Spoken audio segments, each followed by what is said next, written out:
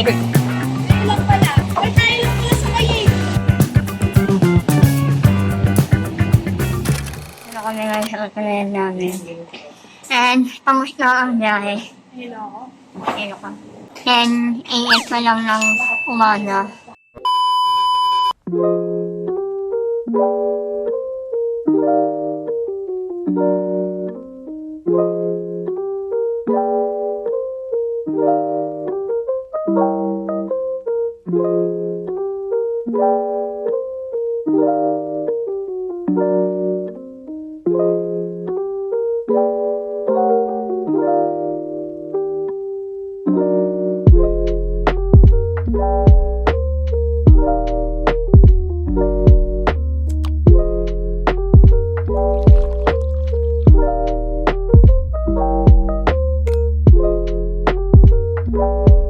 Ako sa namin kumain.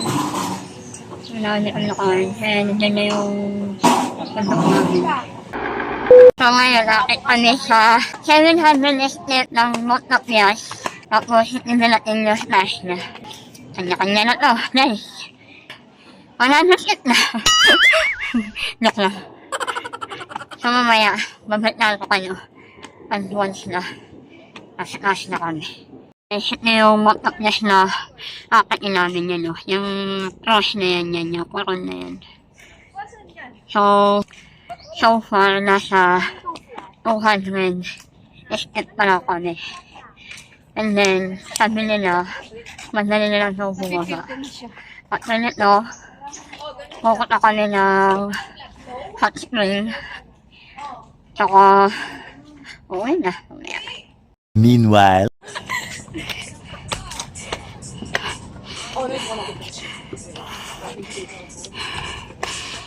I did one.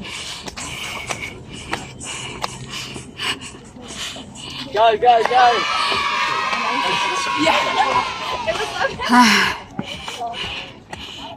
Finally. Ayan eh. Okay. So, mga kasama ko. Patay nga muna ako din. Kasi nakakanon din. So, ayan guys. Pagbaba na kami. Tingin? Nakasama yung isang kasama namin.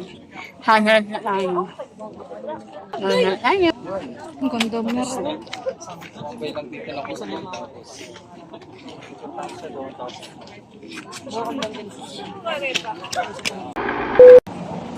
Naman siya makihat para mag-relax.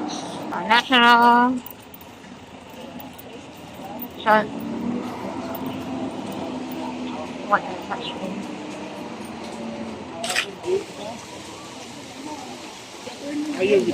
37 na 40 minutes. Yung init niya. the next day. Good morning guys. So, ngayon, nanonood kami ng balita kasi titignan namin kung may budget pa. And dinan-order na rin kami ng breakfast namin bago kami umalis dito sa tinutuloyan namin. Mamaya-maya, bababa na din kami. Bago doon kami kumain kasi bawal daw dito sa loob ng room. So, babalitaan ko kayo kung ano yung breakfast namin. Guys, ano yung kain namin?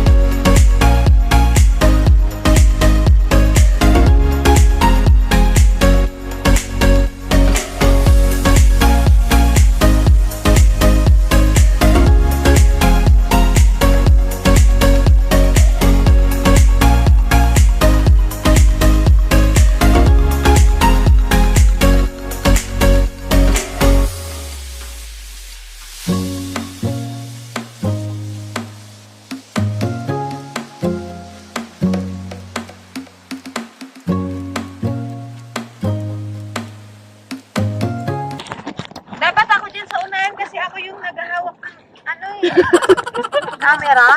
Ano lang to, ma'am? Siya, bida siya, oh. Ayan! Saan ko na sa buwan? Baka ano to? Dragon boating.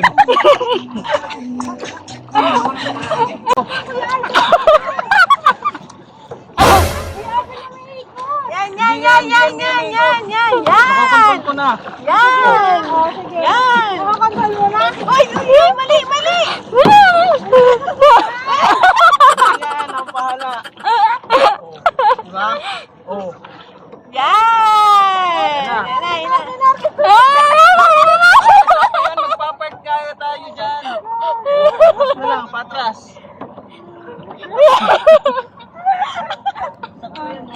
Ano ba? Ganyan, oh. Diretso naman dito.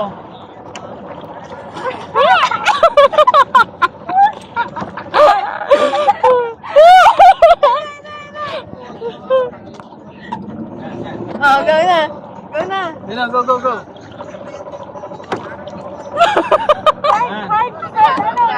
Ay, Kabila na! Sa kabila!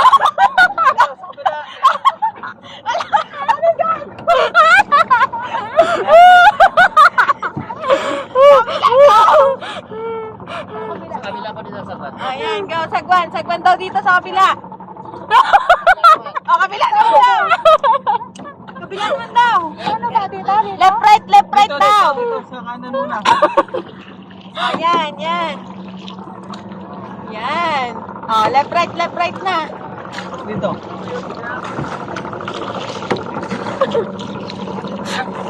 Oh, tapos ano na? Kanan na, kanan. Yeah! Oh, up.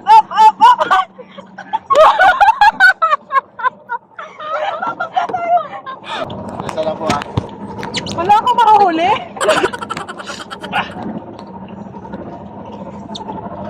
Okay. Kuya Arbs. Tanimara. Sino ba yung magulo? Kaya tanungan na ako.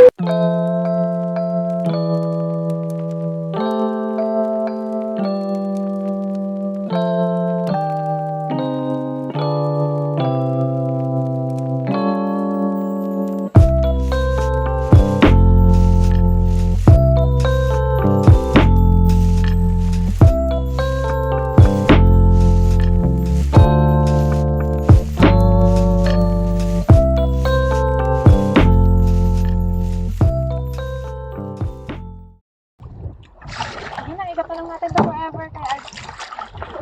Huwag na lang tayo dito. Hindi tayo makapunta dun. Masabi ng masakit. May ikutan ba doon? May ikutan doon? Di ba din yung ikutan? Doon. Ah.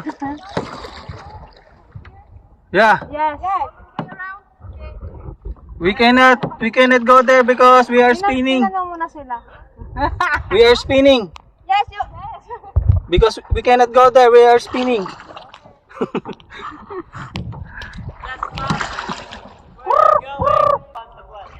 Parang open na dyan. Delikado tayo dyan. Paano na tayo? Yun nga tayo iikot. Ikot lang tayo. Kasi open na yan. Ikot-ikot tayo dito Hindi, na. dadaan tayo ng bangka. Kuya! Doon lang yun, oh. Hindi, open na kasi. Hindi natin kaya yun. Kuya Arb, Kaya nga, tara na kuya. Hindi, kaya yan, kaya yan. Diyan na lang kuya. Kaya yan. Maraming. Kaya yan. Hindi tayo Marunong nga. Hindi Oo, tayo oo. marunong kuya Arb. Ako nga. Ay, boss. Ako. Kuya Arb, Ay, promise. dire-diretso na. Hindi na, mag-iikot kasi tayo eh.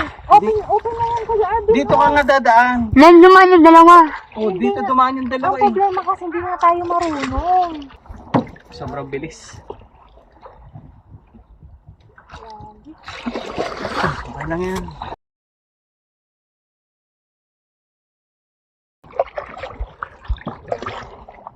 Natakot ako.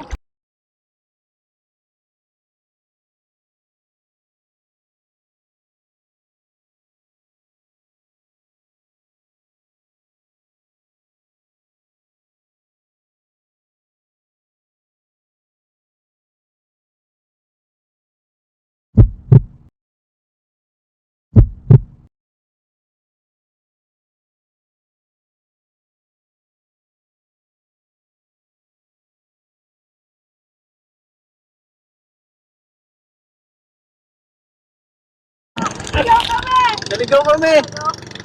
Naligaw!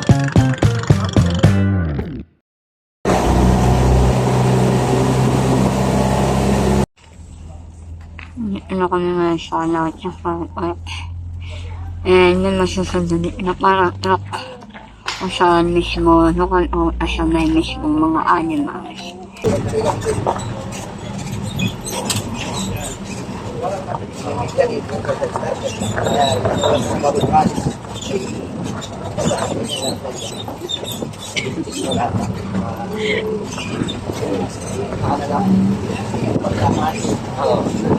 Ayun o, dira.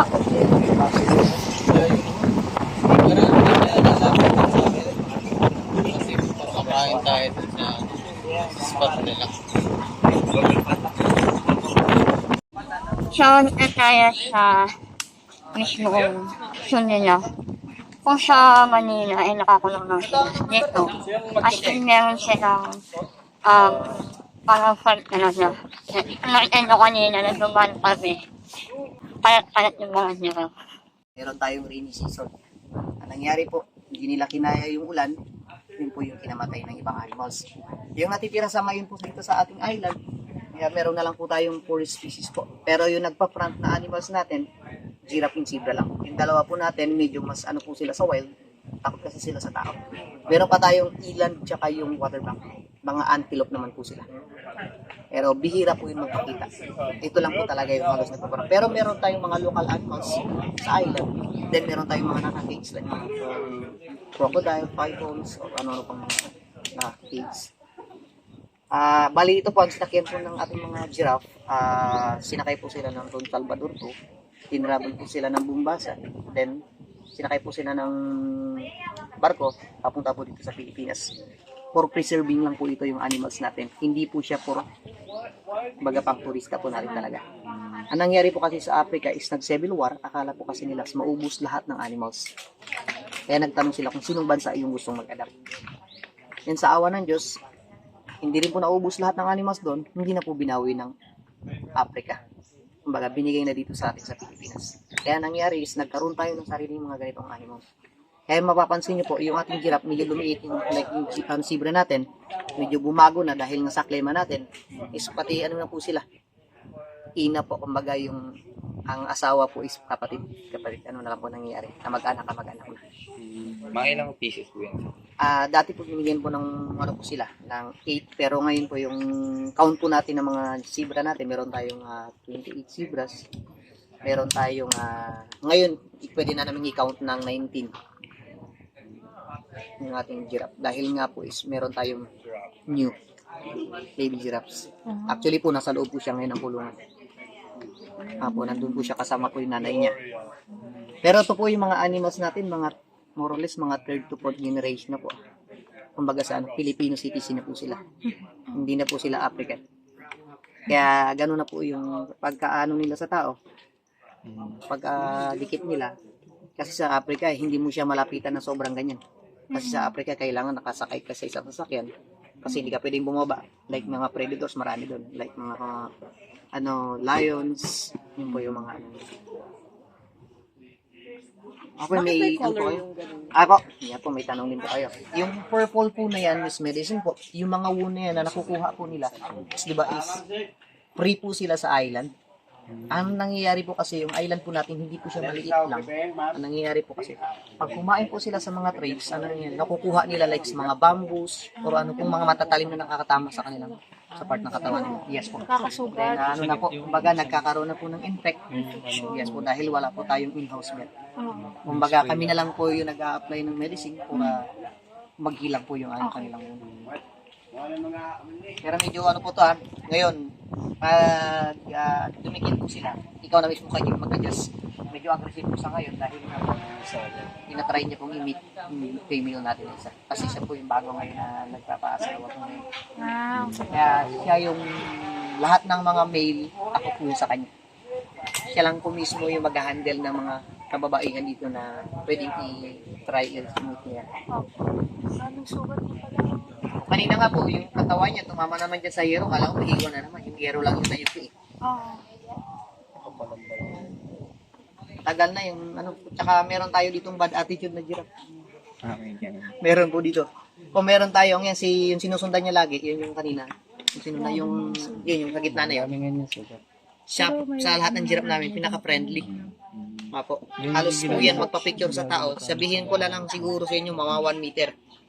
Pero wag nyo lang po talagang itatry siyang hawakan sa binti kasi pwede ka niyang i-kick yan. Yung may sugat na yun, kuya, male yan? Opo. Si ano po yan, lahat po ng ating animals itong mga giraffe natin, meron po kaming binigay na mga names. Baka hindi kayo maniwala sa amin kasi wala po silang tag. Pero kaya po namin i-identify kahit sino pong tanongin yung tour guide dito sa amin. Ito po yung sinasabi kong mabait po, Saan po? si Alvaro. Yung sumusunod po sa kanya, yung alpha male natin, si Jim Kurt. Yes po. Yung isa naman, yung dito sa may right, papunta rito, sa may right, si Ibon po yung katabi niya po si, ano po, Jaika. Yes po. Bali yung total natin na sinasabi ko is 19 giraffes, hindi natin makakount dahil nga po yung island natin is malawak po. 3,760 hectares po yun. Bali iba na nasa malayo. Tapos sa malayong area po. Susundan yan. Ang dami ng peklap po. Masasin kasi pumapunta eh. Yun po, pinupuntahan nyo po kasi meron po doon yung dahon na bibigay natin mamaya. Doon po kasi namin nilalagay. Kasi dati nilalagay namin doon sa may part na yun. Medyo malayo. Ay, lalo na pag may merong mga inhit talaga, delikado rin eh. Pag bit-bit mo yung dahon, sabulin ko eh. Ayan, Hindi niya talaga. Ayun na, nabal na siya. Nakaawa na ulit sa ano. Pangalan naman ako. Ano yung dahon na pinapakain nyo? Ano po siya sa amin, tinatawag po local name is Malwandit kung tawagin. Pero families of mangrove po siya. Upland mangrove nga lang po. Oo, nasabi ko sa Dito po sa island po, sa mismo ano po siya, sa land po siya, hindi siya tumutubo sa dagat mismo. Pero kaano ng mango? Apo, families po. Ma'am, pa-excuse lang dyan, ma'am ha? Yan dyan, sa'yo dadaan. Nandiyan na.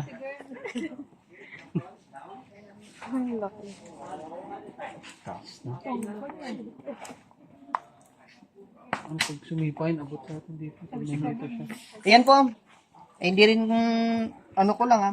Kasi meron akong tinor na, pero ako yung time na yun, ako yung driver. Nawala sa isip niya, akala niya kahoy. Doon po sa may part na yun. Akala niya kahoy lang po talaga. Dumaan siya mismo katabi. Buti nga po yung pagpadyak sa kanya, hindi tumama.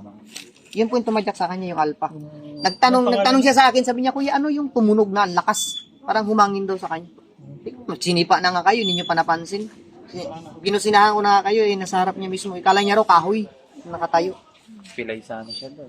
Hindi lang sir, hindi lang pilay, baka depende sa tama.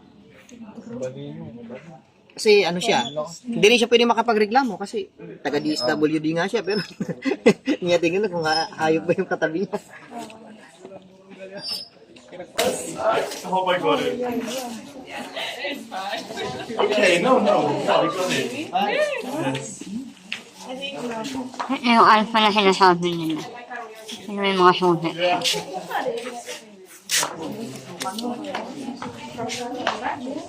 Hi!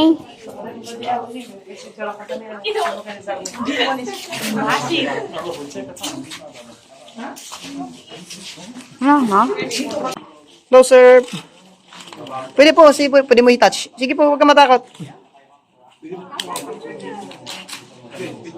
Kung ano ba yung animals mo sa bahay niyo, ma'am, yun lang isipin mo.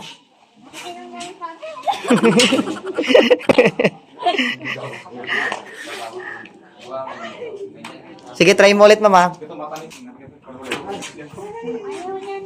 Gusto niyo pa yan, ma'am? Marami lang nakuha.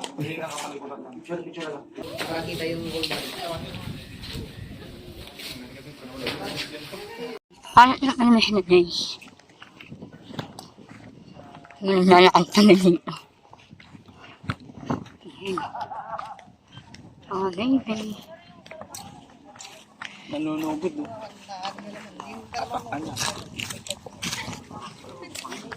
Kailangan tumalit ng imitas ko.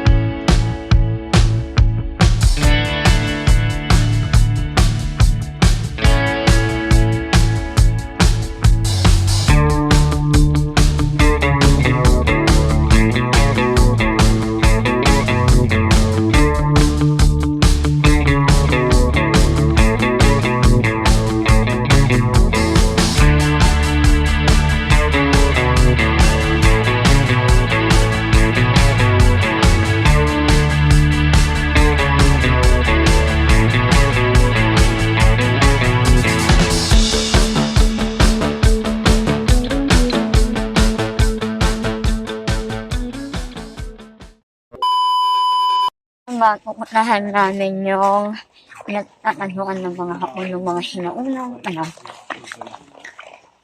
Yun na.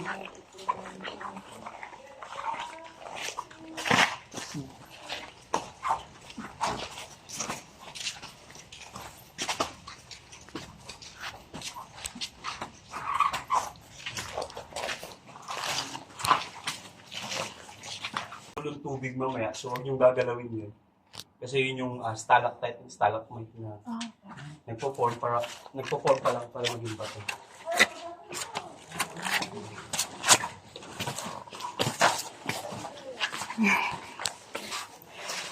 Ilaw.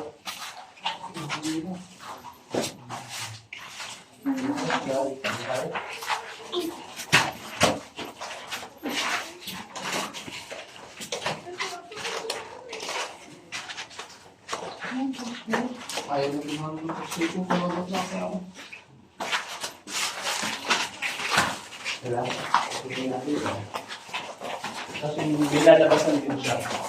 Gumawa din sila yung labasan. Hindi naman siya makikita. Oo. Hindi naman siya makikita. Hindi ko makikita? Makikita. Ay, makikita. Ay, ito. Ito yung pinangas.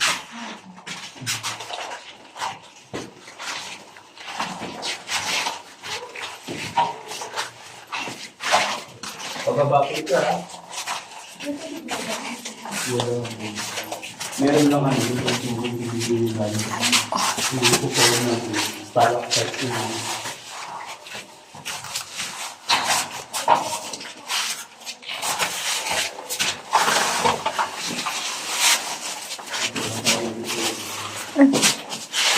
Relax.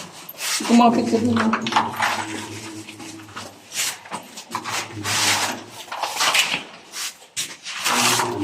Stalactite. Magpo-form yun siya, tataas. Tapos yung stalagmite, nasa taas, nandito naman sa taas na pagano. Nagsisanib version sila para maging malaki yung bato. Pero 100 years, hindi kailangan.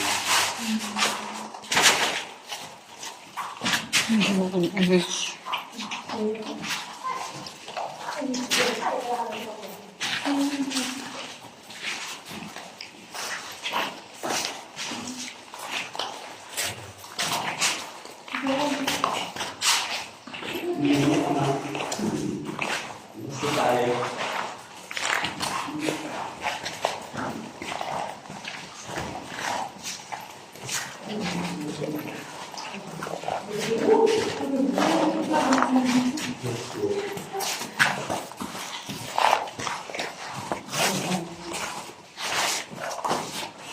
Ibang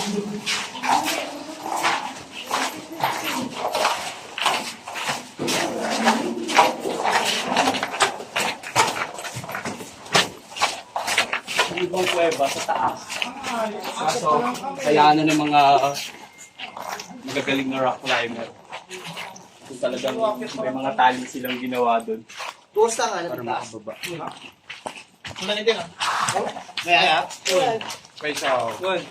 Maka-insure ka dito kami. Pumasok kayo? Ready, wow. Tara.